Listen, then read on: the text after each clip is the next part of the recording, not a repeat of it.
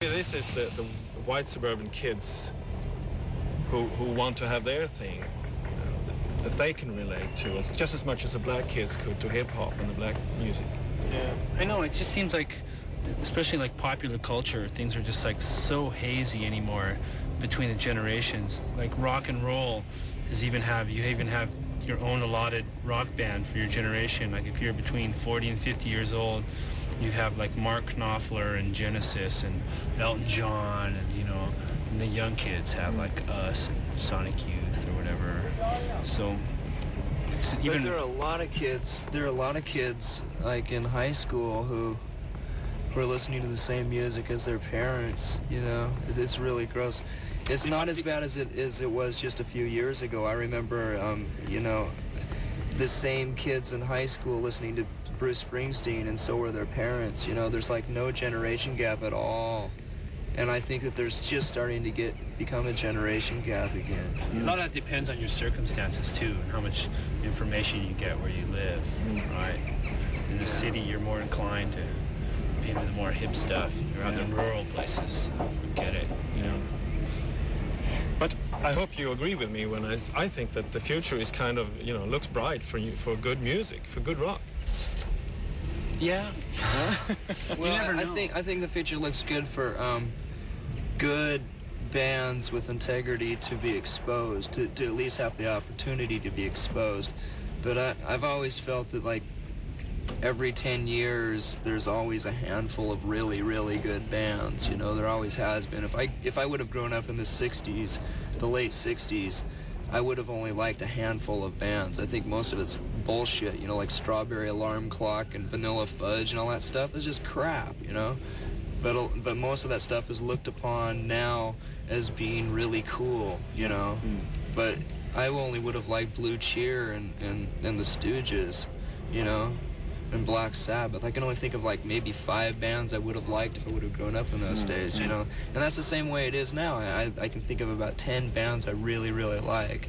Plus there's so much opportunity for exploitation. I mean, you can look at, you were saying how thank you for bringing rock music back, and a few years back it was like, rap music, and there was a point where rap was underground, and it took about 10, 12 years for it to become mainstream, and now there's like, Vanilla Ice and New Kids on the Block. I mean, I try to walk around in every town and go to record stores and stuff, and I really don't get hassled that much, but it's enough to make me really think about, well, should I go into this record store? And I shouldn't have to even think about stuff like that, but I guess that's fame, And until people's attitudes change about fame and guitar solos and all that kind of stuff, I'll just have to put up with it.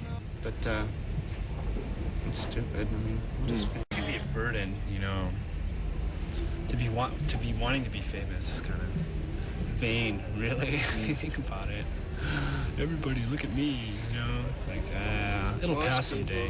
Most people who are really famous end up staying in their hotel rooms all the time. Total reclusives, and then they don't do anything. That sucks. It's a scaring perspective, isn't it? I don't want to turn into that kind of a person, but I can understand why Prince is such a freak, Because people, paw. Lots of people think that you're really wild people, taking shiploads of drugs every day and, wrecking hotel rooms and stuff. I suppose you've met that kind of attitude. Well, I think a lot of people have the basic misconceptions, just whatever, the hotel trashing, drug doing. Just cliches. Yeah, it's just stupid. I mean, hey, we're a rock band. We're supposed to do drugs. Fault. It's all Everett True's fault. You know who he is? Yeah. He's the biggest rock star journalist there is in the whole world right now. Yeah. It's all his fault. He lies about us all the time. He's a dick. I hate his guts. No, I'm just kidding. That's another chapter. The rock press. You just had him in a headlock over there. Is he here? Yeah, he's here. He's here. Oh, yeah.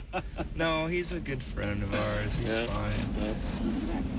But I've heard if you don't have a story, you may as well lie about it, right? That's what I've heard. You lie to journalists constantly. Well, journalists lie about us. Why can't we lie Yeah, about It just right. depends what's going on. Never let the truth get in the way of a good story. Exactly. It's a shame when the media does that, though. They have such a responsibility to just proliferate such garbage like that. It's a shame. When it comes to your future, there's all sorts of rumors going on about how your next album will sound. Some people say it's going to be really wild, raw and confusing. Some say it's going to be really quiet and acoustic and pretty.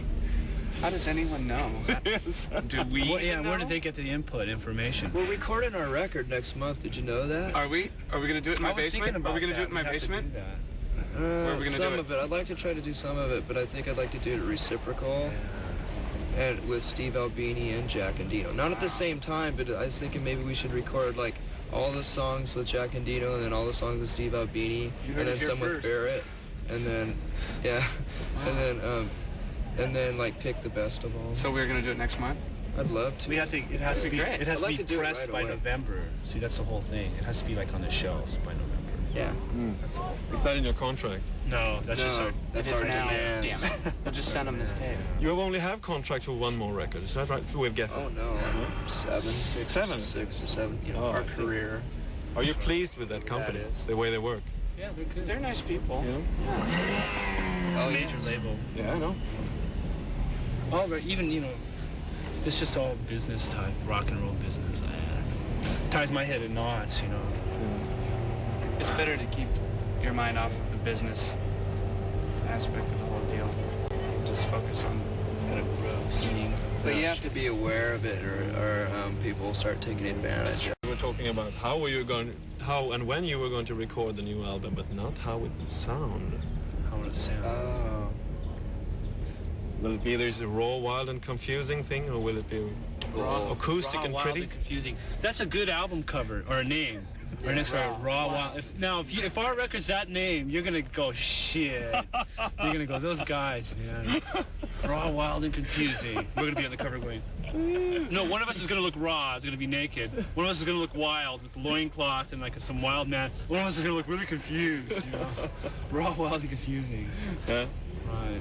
Oh, both. Mixture of both. Yeah. It won't be as clean as the last album, that's for sure. Maybe a few songs will, but really don't want to go into a 24-track studio and have a professional producer and a professional mixologist at the wheels. I think we'd like to do it ourselves this time. And you're not going to work with Butch Vig? I don't know. The next record's gonna be kind of a litmus test towards an audience and see what they're capable of. If they want to hear all the pretty songs,